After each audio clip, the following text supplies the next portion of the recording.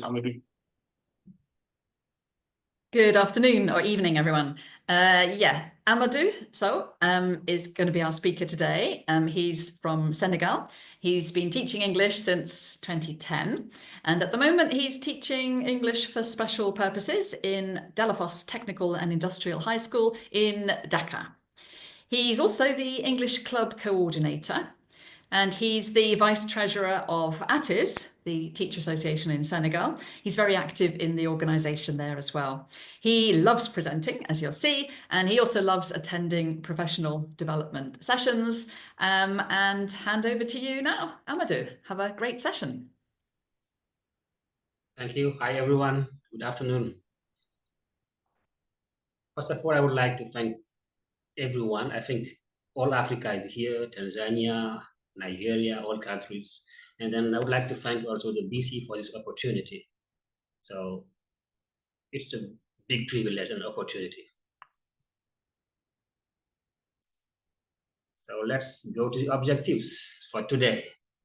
So first of all, I will be sharing with you 5 tips, 5 simple tips, but very important tips for a happy, fun, and engaging classrooms. And more importantly, I will tell you how to apply and use those tips in your classrooms. In that next, please.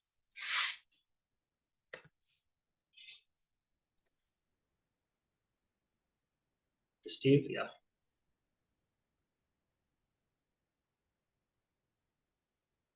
So would you like me to go over the polls? Yeah, of course. Yeah. So for the audience here, we've actually had the chance to set up some polls in our regional Telegram group for teachers, where we asked, for part of the webinar was to sort of get some feedback from teachers who are members of that Telegram group about what they think, how much they think English classes have changed in their context in the last 25 years. I know some of us may not have been teaching since 25 years, but in your responses, we can actually say that you said that quite a lot has changed. So will be interesting to actually see bits of your feedback as part of your comments today, and see what kind of questions actually you want to have for Amadou about the evolution of English classes over the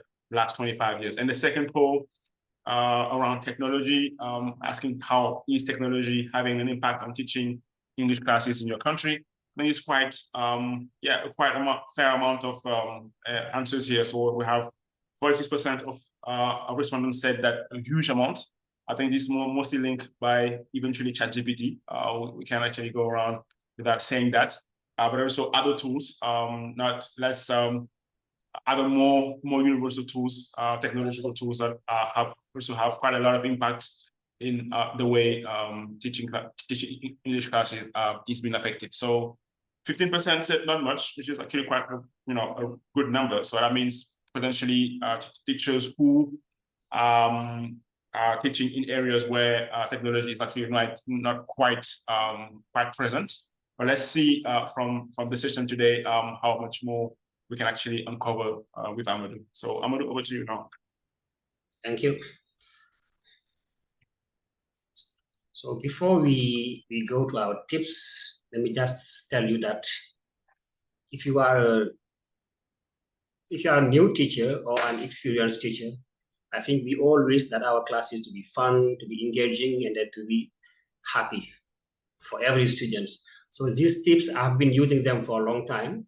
I'll keep improving every day, every time in my classrooms. So I'm just going to share with you, and then you will see how to apply it in your classrooms. But first of all, let's all together think about the realities we have in our classes. And then you're going to tell me in the chat if those realities are good for you, if you agree or disagree with those realities. Number 1. So comment on the chat, tell me if you agree or not, or just comment on those realities. Number 1, something we face here, or I face in my classroom, students think English or English tests are too difficult or too easy. What do you think about that? Can you comment on the chat? Do you agree, or do you think it is true for you?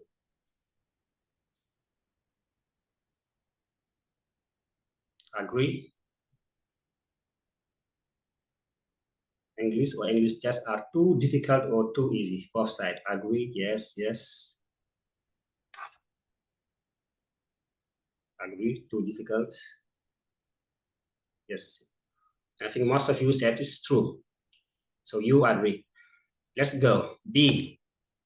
Traditional learning methods often prioritize grammar and vocabulary over communication. Do you think that this is true for you also in your classrooms, in your context?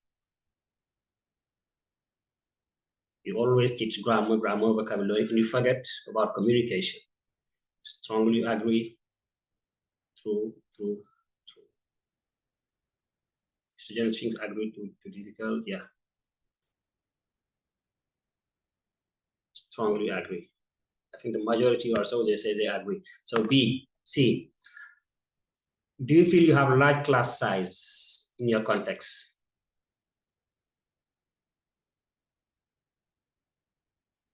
Please keep adding your comment better. Yes, large class size.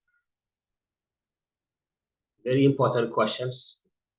The number in a large class size, let's say 60, 70, up to 60, 70. So I think, yeah, large classes, laughing with large classes. So many of you, some also say it depends on on what we think about large classes. Some says no, some agree and others not. Let's go for D. Do you agree on this? Students have different learning preferences. Do you think that this is reality in your classroom? Yes, sure. The next one. Do you feel that students always tells you or teach colleagues that you teach the same thing, it's boring? For example, always tenses, always WH questions, always grammar. Teaching the same thing is boring. Do you think that this is true for you? No, yeah. Some says yes. Good comments, everyone. Each learner is unique. Strongly agree. No. I think we have different opinions here also. Some said yes, others say no. Okay, let's see. The next one. Tiredness during some class hours. Sometimes some teachers, they have class from 8 to 2 p.m., for example. You think you feel tired and then it can impact your classroom. After lunch, it's very hot, you're right. I know it. I have been in the north of Senegal, Matam, and at 12, 1, 2, it's very difficult to have class. Yes, of course. I think you all agree. No tiredness. I feel satisfied. Very good. You're a good teacher. Yes. And then the next one, technology on everyone's minds. I think we live in a world of technology. So do you think this is true for you? Your students are thinking about their cell phones and gadgets and everything. True. I agree. So the last one, the next one, teachers, students' mood and mindset affect the classroom. What do you think about that? Someone said not everyone is technology literate. You're right. Yeah. Definitely, our mood and mindset affect everything. You're right. Yes. The last one, outdated seating arrangement. I think in many classrooms, the students are there sitting down and the teacher is in front of them. Do you think this is true for you? Strongly agree, yes, sure. So we all think it's outdated seating arrangement and it can affect our classrooms. Agree.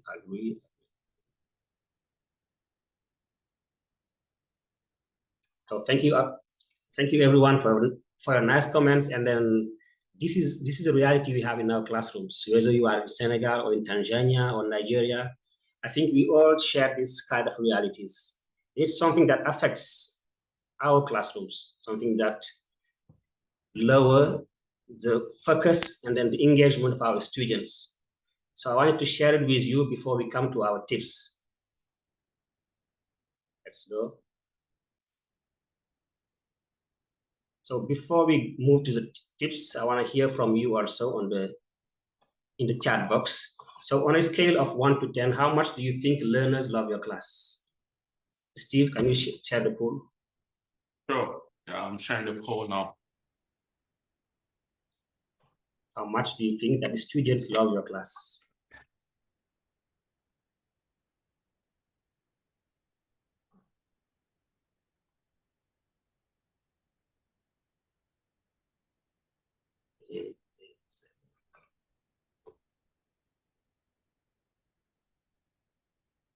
Start to see some responses. Yeah, I got some, yeah, right.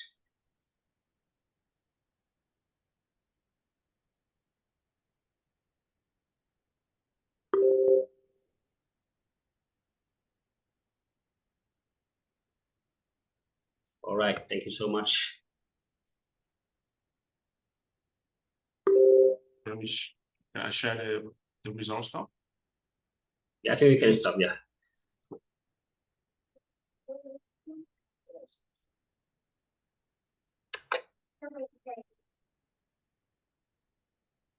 All right, thank you so much everyone for voting.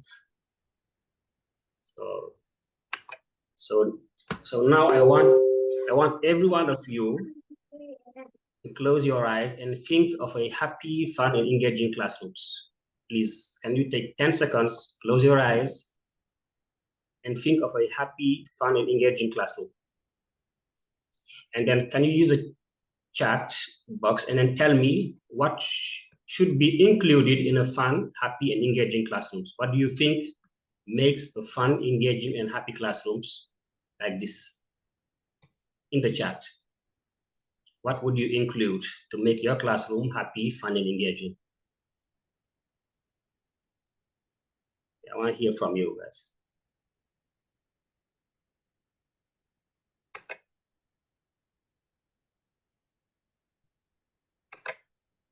All right, games, teamwork, real life topics,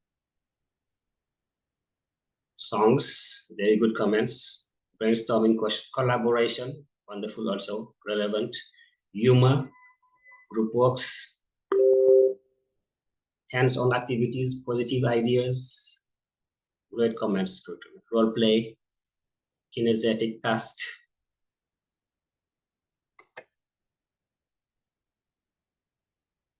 gamification, physical activities, make students move in the classroom, student-centered learning, very good comments, dramatization. So wonderful ingredients, everyone. So let's now move to the first tip I would like to share with you today. The tip number 1 is make it tech. Use technology in your classrooms. Use technology in your classrooms. But I want you to comment a little bit. What types of tech tool or gadgets do you use in your classrooms? And I have given some examples. Can you use the chat box and tell me what kind of tools or gadgets you use in your classroom? AI, you're right. Smart boards, audiovisual tablets, PowerPoint presentations, good comments, everyone. Telegram, of course. ChatGPT, which is new, but very must use by everybody. No tech tool also, we'll come back to that, you're right, because not all schools have tech tools. Quizzes.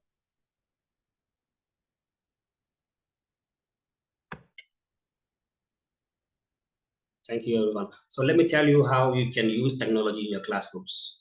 And the thing you need to know is that you don't need sophisticated technologies or very expensive ones. Just your phone, just small things can make you use technology in your class. For example, you have a video in your phone, you show it to your students, this is technology. Or you are teaching something and then you show an image from your phone also, you are using technology also. Some songs from your phone and games. Also video projector also, if you have it. This is kind of technology you can use in your classrooms. And once again, remember, you don't need sophisticated technologies, that's simple ones. Now let's go to the benefits of making it tech. if you use technology in your classroom, students, they feel they are part of the learning process because everybody now, love technology. They have their phones. So even shy students, when you start using technology, they feel they are part of the classroom. Sorry, let me.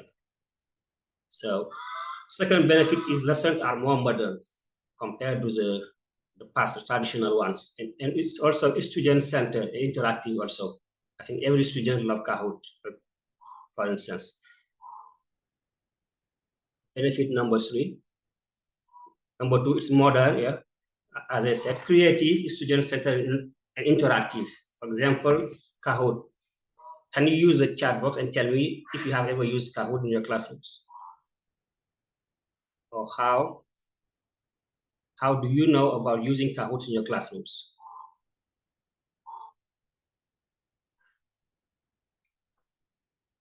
Students are innovative, very good comments. So are you using Kahoot in your classrooms, for instance? I'm not clear about Kahoot. Flexibility, thank you so much.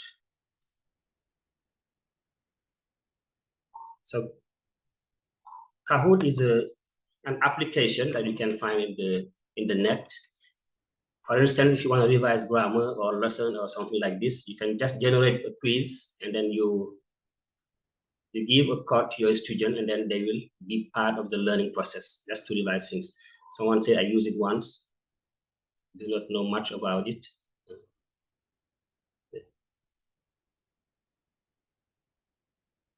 So the tip number 1 is making tech, how to use technology in your classrooms. And then if you want more information, after you can go to this link you can see here. It's a podcast and it's in the Teaching English website, and then you have more information. Thank you so much for your question on Kahoot. I think I will come back to that later in the discussion session after. So tip number 1 is making tech.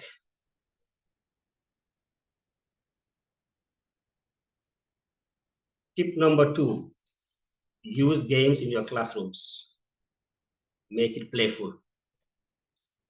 And I want you to use the chat and then you tell me what games do you use in your class. Please list it in the chat box. Thank you, Steve, for sharing the link. What kind of games do you use in your class? Simon says running dictation.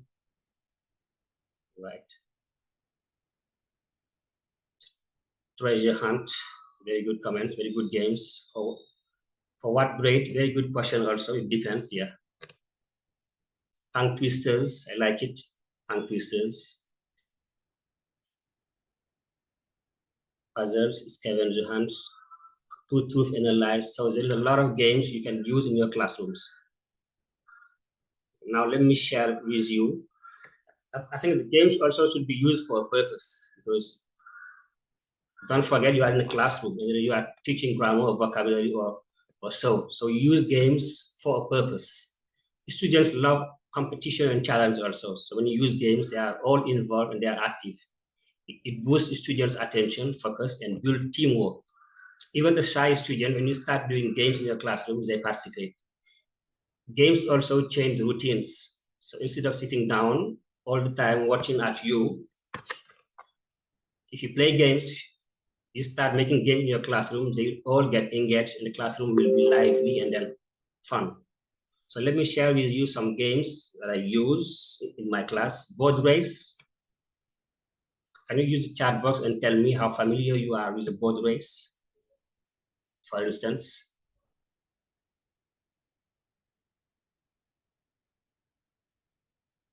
Board race. Yes, you group students and then you group students, you write something on the board, for example, verbs, and then students run to the board and then they write verbs starting with a letter that you just said to them, told them. Board race. Number 2, running dictation. Not familiar with board race here. So you take your board and then you write columns and then you ask the students, for example, to write verbs starting with S or M or something like this. And then you have 2 groups and then they run to the boards and then try to brainstorm as many verbs as I can. It's one way of doing the both ways, right? Both ways. Hangman, I think you are all familiar with hangman also. Number 3, word circling games. This one also is very interesting. It makes every student in the classroom move. You just ask them to write many words in the board, and then you choose 2 students, you give them different colors, and then you tell them, circle the word, for example, is student, and then the first one to see the word will circle it, and at the end you will count and you will tell them who is the winner. Another game you can use in your classroom is running dictation also. Can you tell me in the chat how familiar are you with running dictation? I will try it. Number 2, running dictation. Word circling game of discipline. Hangman, who am I? I think you are familiar with it. Who am I? You just ask yes or no questions, and then to try to find a person that is famous or something like this. Jeopardy also, and then can you please tell how to use them? For example, who am I? You stand in front of the students, and then someone will tag or will write a famous name on the board, and then you keep asking yes or no questions until you find the right one. I think it's a good way to practice yes or no questions. The next one that I also use in my classrooms, overcoming obstacles. This one is good when you're doing the directions. For example, you put obstacles in your classrooms, and then you have 2 teams, and then one student is going to tell the other students, move forward, back, stop, behind, just to try to overcome obstacles until they reach the final destinations. And then you have 2 teams, and then at the end you will have a winner. The last one, agree or disagree kind of debate also that you can use in your classrooms. So all these are games you can use in the class to make it fun and then to make students engaging.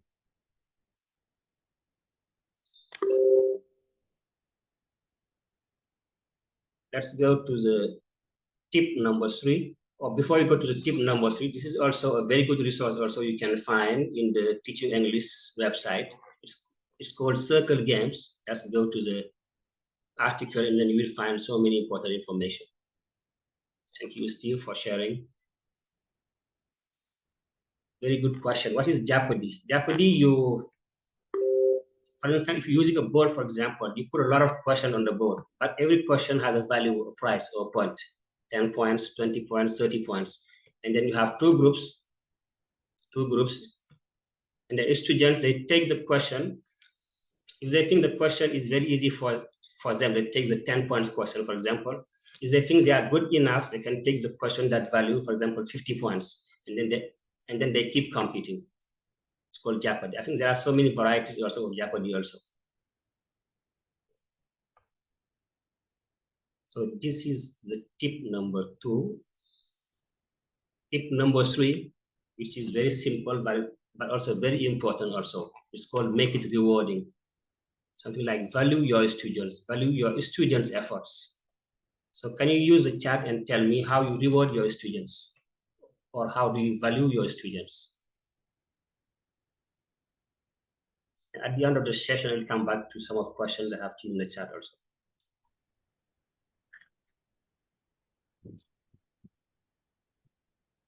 So can you use clapping to cheer is the right answer. Clapping your hands for your students.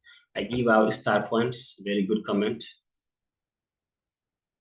When they achieve a difficult task that they couldn't do before, they feel satisfaction. I use letter boards. Clap your hands. Applause, very good. Praising and clapping. Very good comments, everybody. I give stickers to my students. In every class, I give at least 5 stickers. Praises, using positive motivation. Clapping hands. Thank you everyone for your comments. So let me share with you. So first of all, let me tell you the benefits of rewarding your students. It boosts motivation of your students.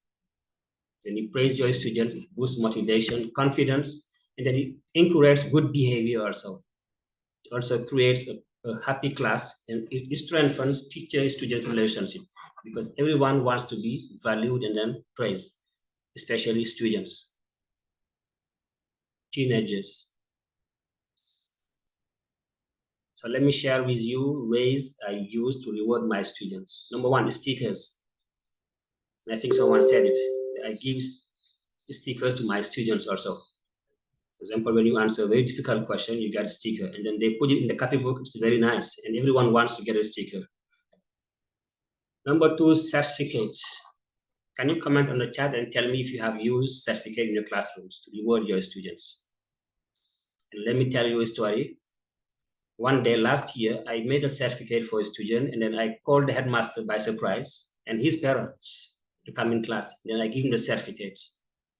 Can you tell in the chat that you use certificates to reward your students? Signature with stars, very nice one.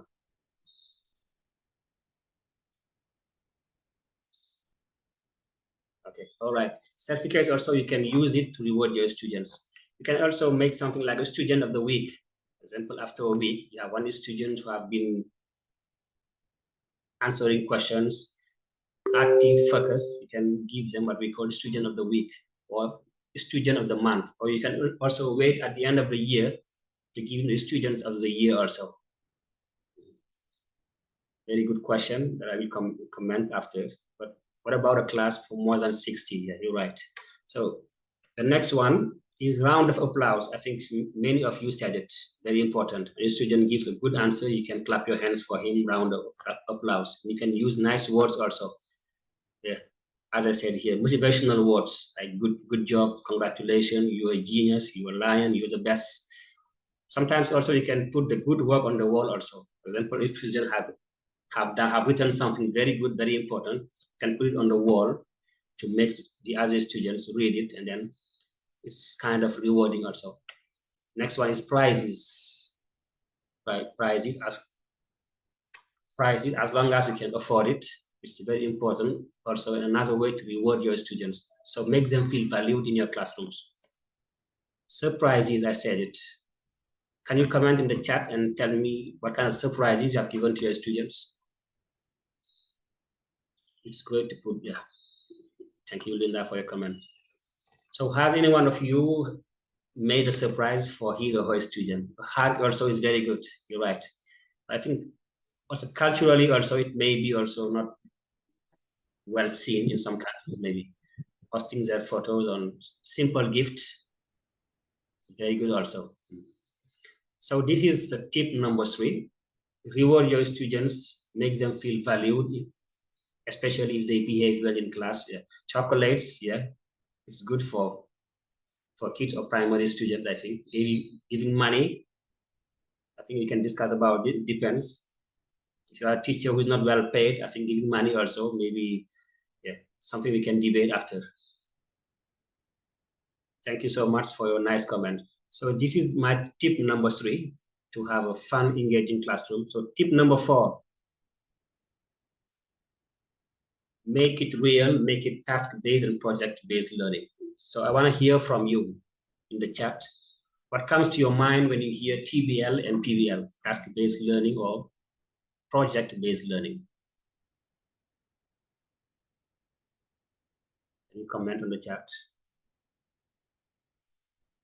Active involvement, you're right. Learner-centered approaches, good comment. Solving a problem, you're right. Authentic use of language, collaborative task, very good comments, everyone.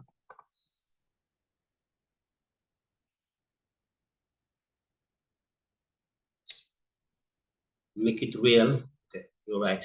So let me just tell you the difference between the two, task-based and project. I think task-based is something small, and then project-based something bigger, a very good one, a very good project. For instance, I had international visitors last week, and then for task-based learning, I asked my students to create a poster where they write something like a welcome sign to my guests. Test poster. And then for the project-based learning also, I asked them to take a paper, something called flip chart, and then they write a schedule for my visitors for 2 weeks. So this was the project I asked them to do for these visitors. So task-based, just a simple poster. And then project days, they have the poster, but also they have this schedule also for 2 weeks. And they're adding photo, pictures, and welcome signs and everything. And then they had to present it also in front of the classroom. So these are kind of projects you can do in your classrooms to make it more engaging. So task-based learning and problem-based learning both focus on learning by doing. So instead of just being there as a teacher and then teaching the student and they take notes, now give the students also the time to practice and then to do something by themselves, by doing. And in TBL, students complete real-life tasks, such as creating a poster, as I just said, planning a trip, or preparing a short video also. And on the other hand, in PBL, the students try to solve a real problem. So it's something bigger. It can take 2 weeks, 3 weeks, sometimes a month, something like this. But task-based is something short, something small, just one lesson or two. So it's something you can do also to make your classroom more engaging. And these methods are similar because they both use real situation. I think someone said it. It also encourages teamwork and then creativity also. And then they use English also the target language. It makes the class more active and student-centered. You're right. Someone said about recycling also is very good. Task-based is giving the learner exercises. Thank you so much. Very good comments. And in task-based TBL or PBL also, students talk, they use the language, and then they feel more involved. As I said, the teacher is not just there to teach, to lecture. Now students also, they take their learning into their hands. They do something real to solve a problem. Benefits, it boosts motivation because students see the purpose of what they do. Now they learn something, now they know why they are learning it, the purpose. It encourages creativity as the students design, they do something, they plan, or they solve something together. So it's practical also. That's why it is very important. It builds teamwork and confidence. I've just said it. And then it makes learning fun by turning lessons into real life challenges. So it breaks the routines, as we say. And then if you want more information, you can go to the teaching English also again. Steve, can you share it after? And then you go to the rubric knowing the subjects. We find a very good article there about TBL and PBL for student-centered learning. So tip number 4, PBL, TBL, make it real, make it active.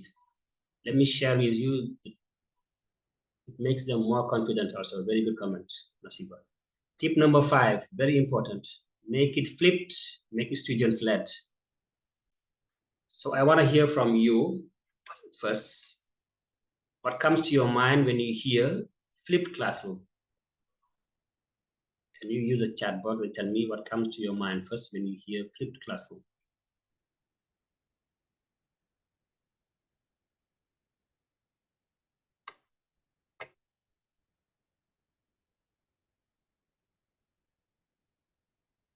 What do you think about flipped classroom? Reverse the traditional classroom methods. Very good comment. What's the question? Can you use the chat box and tell me what comes to your mind when you hear flipped classroom? Giving students homework. You're right. Letting the students taking more of a time, also very good comment. Next, someone else. Using task for students, very good one. Giving a video or any information for students to brainstorm before the class, very good. So you're all right, yeah. So it's up to you. Instead of teaching all the time also, now you can give students something like a video or reading text, and then they do it at home before they come back to class. And then when they come to class, it's going to be for questions, for practice, and then so on. So this is flipped classroom. You reverse the way the classroom was, it was done before. So this is what is a flipped classroom is. It's when a student studies a lesson at home first with videos, readings, or activities, and then use class time to practice, to ask questions, and to do interactive tasks. So instead of listening to the teacher all the time during the whole class, students now, they come to class prepared because they had already got the content. and the teacher helps them apply what they learn through practice, through questions. Sometimes also it can be very difficult to work at home. So you can also use your class. For example, you have 2 hours, you can use 1 hour, and then you give the content to your students, and the remaining of the 2 hours, now you practice or students ask questions. So it's flipped, but not at home also. It's something you can do. Okay, now what about the benefits of a flipped classroom? Students are more active and confident in class because they got the content before, and then they are prepared well before they come to class. Class time is for speaking, for games, for projects, for help. Not just note taking. Now you have more time to practice the language also. Benefit number 3, students learn at their own pace at home because you have already sent them a reading text, a short one, so, and technology video also, YouTube, they can watch it and then they learn at their own pace. It's great also for exam preparation, speaking and grammar practice. So as I said, the teacher is not there teaching, giving the whole things. The students also, they have their role also to play. So if you need more information about flipped classroom also, you can go to this Teaching English website, Flipped Learning Benefits and Effects, Teaching and Learning EFL Classrooms. So Steve will share also after the link, and then you're gonna go there and then have some more information. So tip number 5, flip it. Thank you everyone for your nice comment. Now, can you tell me in the chat what are the 5 tips that you can use in your classrooms to make it fun, engaging, and happy? Just kind of double check. That is number 1 tip, number 2, number 3, until number 5.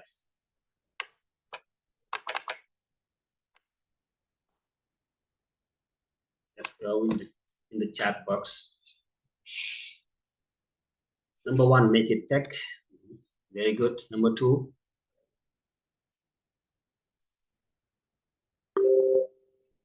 technology. Make it playful, using games in your classrooms. You're right. Number 3,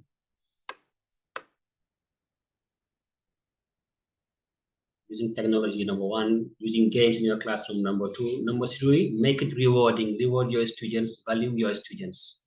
Make it playful. You're right. Tip number 4, make it real by using TBL and PBL. Tip number 4. And then tip number 5, someone said it, flip classroom.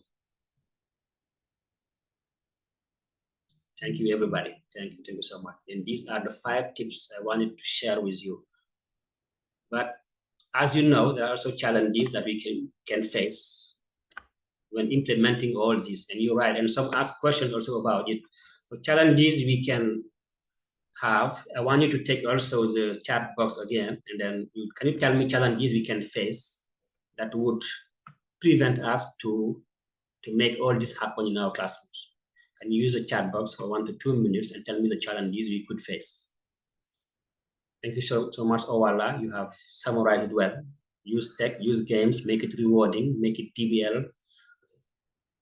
Fatumata said light classes. You're right. Habi also, light classes.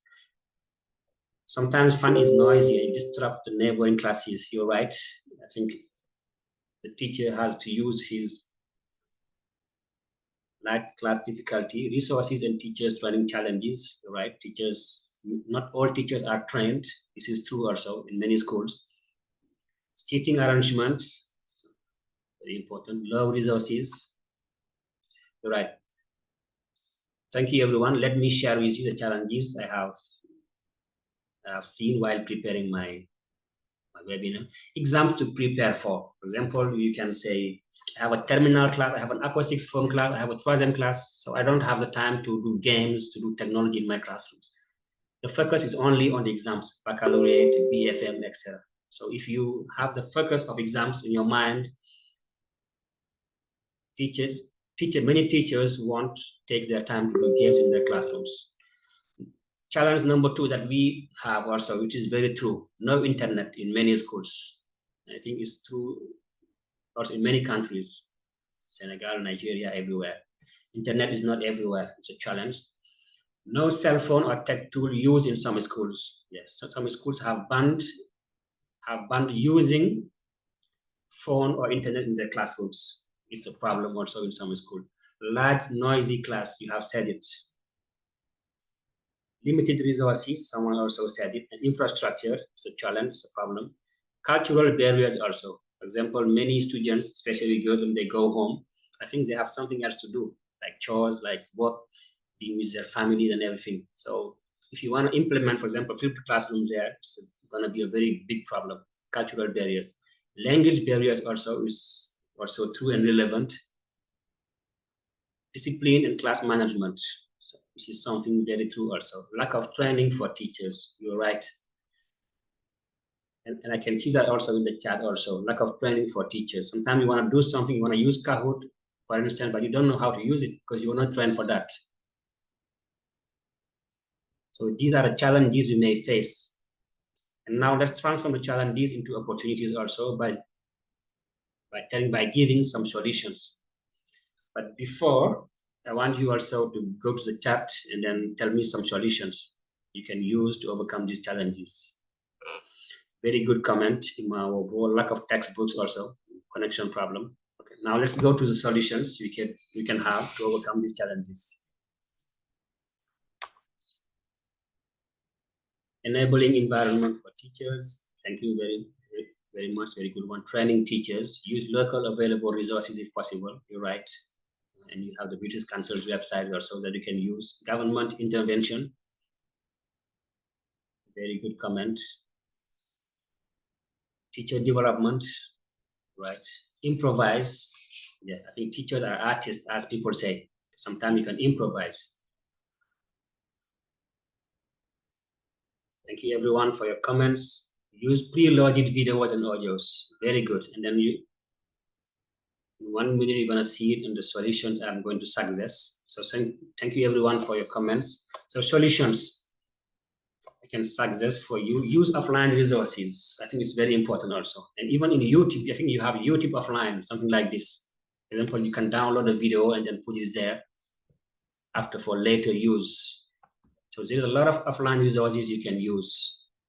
Print, always print, because technology is there, but you have also to have papers to print. So if you have a class, for example, the power cuts, or you have a problem also, you can use your printing, your papers, and then you continue your lesson. So always have a plan B, always print. Have plan B, as I said. So don't always rely on technology, for example, or on your phone, because it can die, the battery can be low. So have papers at your disposal for your students.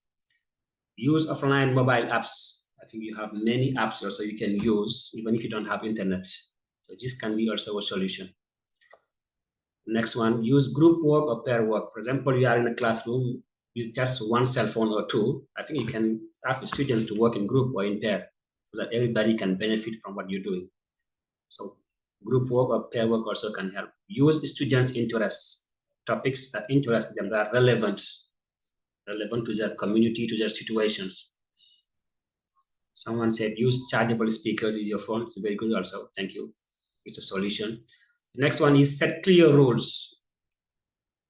Set clear rules to your students. For example, you want to do flipped classroom, for instance, you have to tell the student the rules, and you have to make all things clear before they go home.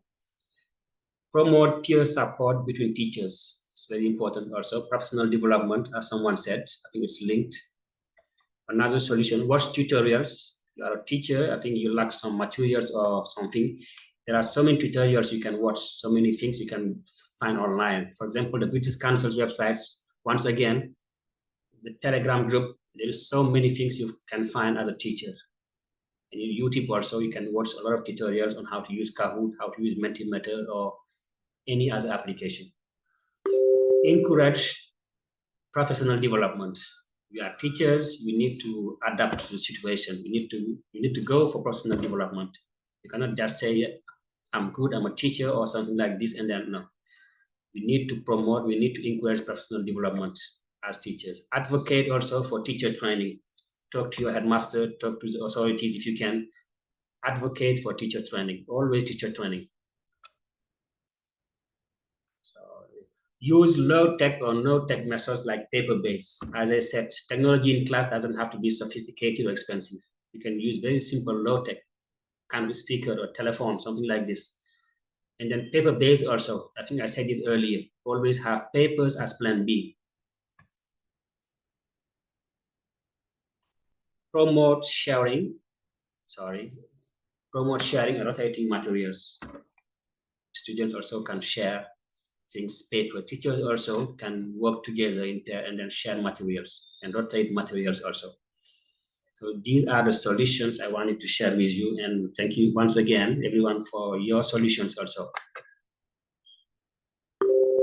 Now let's do a simple activity. Okay, you can use the chat if you want to, and then think about this. What about you? What's your secrets? Can you match each secret in A with its benefits or results in B? And then you can put your answer in the chat box. You have secrets on your left, you have results or benefits on your right.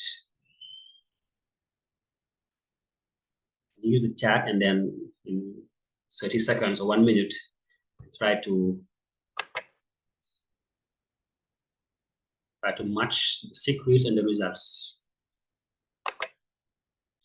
1B, very good.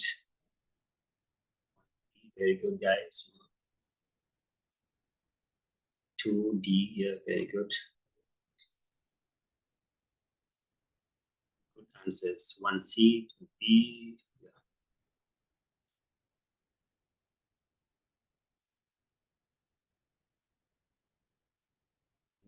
Thank you, everyone.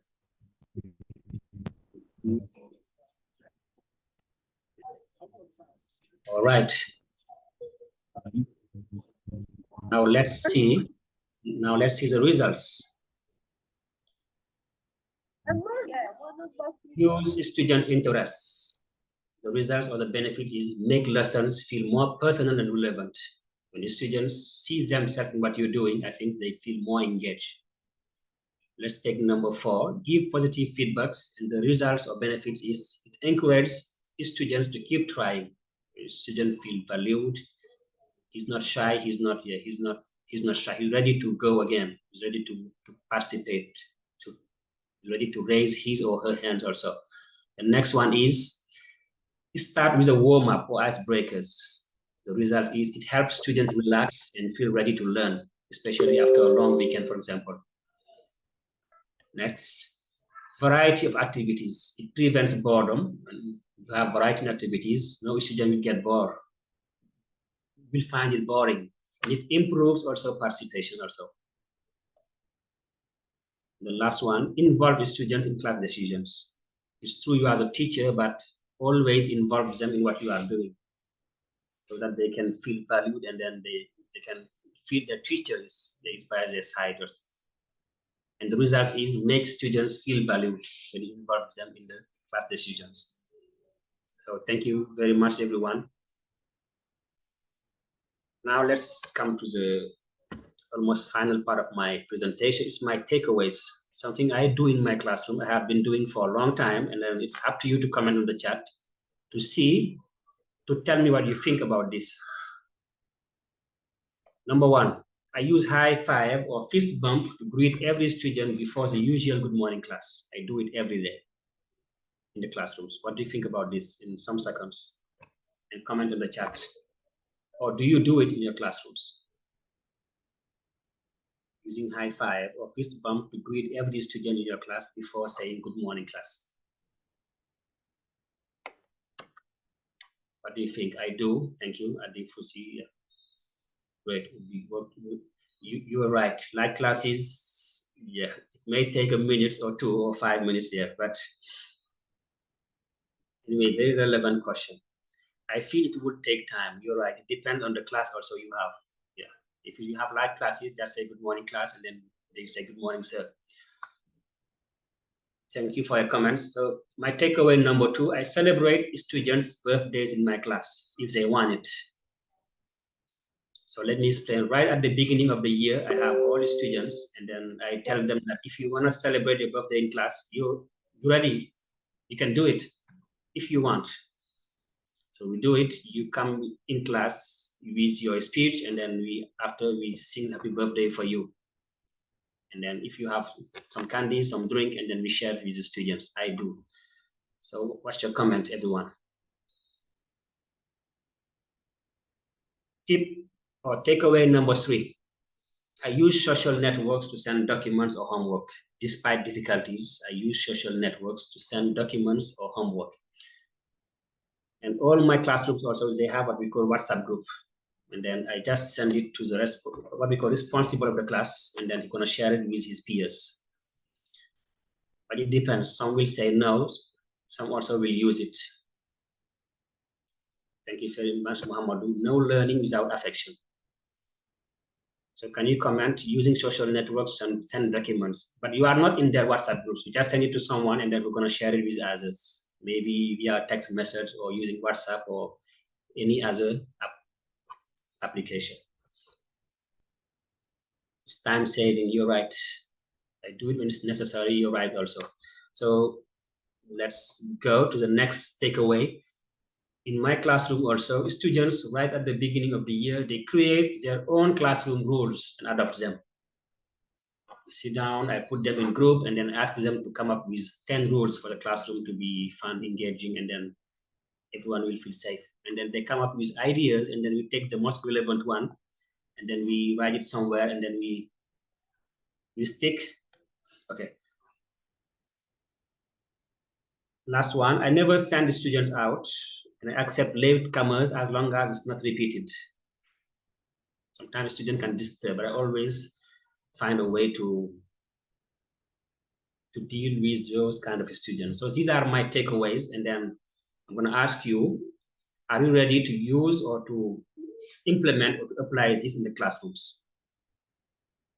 And then you can join the Telegram also next Friday to report back. And then thank you so much. This is what I wanted to share with you. And then if you have any comment or question, please feel welcome. Thank you so much, Amadou. This was such a good, coming together of so many different ideas to remind people. People have been sharing so much in the chat. There's been lots and lots and lots of interaction, which is really, really good. And it shows how interested everybody is. So thank you so much for all your ideas. Lots of revising, lots of ideas like flipped content, TBL, lovely, lovely webinar. We have a few questions, which I'd like to ask you now. One was, is confidence in teaching gained by knowing and understanding our learners? So do you think we become more confident as teachers when we know the learners more? What do you think? I think it's true. It's very important to know your learners. For instance, at the beginning of every year, I do what we call, I just give them a paper with a lot of questions. And then they answer the question, I get it back, I go home and read, just to know where they come from, their background, their social life, not everything, but things I think are important for my classrooms to be fun and engaging. So great. Yeah, and then this is the theme, isn't it? This quarterly theme, understanding our learners. And I think all of your tasks, all of those ideas, they help us get to know, and they help us to become more confident as teachers. Great question. Another question was, what do we do if teachers can't use any technology at all? Teachers can't use any technology tool. I think maybe there is no Wi-Fi or no phones, or maybe no phones allowed in the class. What do you think? What can people do? As I said, you're not obliged to use a big technology tools. Just do simple thing, maybe day by day, and then you're gonna improve. Just have your phone, your telephone. Even with your own telephone, it can help also. For example, you want to show an image to students, just use your phone, show it to them. We don't need to have big technology tools or be tech savvy also to use tech in the classrooms. But also I will tell you also to go to tutorials also. It's very important. And then to attend personal development, go to the Teaching English website also to have more ideas, more advice on how to use technology in your classrooms. Yeah, there was a really good webinar last year on using low-tech tools on the Teaching English Africa website, which was really useful, I think. It doesn't have to be high-tech, does it? Talking about low-tech, there was one question about Hangman. Can you explain Hangman? Hangman, for example, you think of a sentence and you write, you put dots on the board and students have to guess the sentence.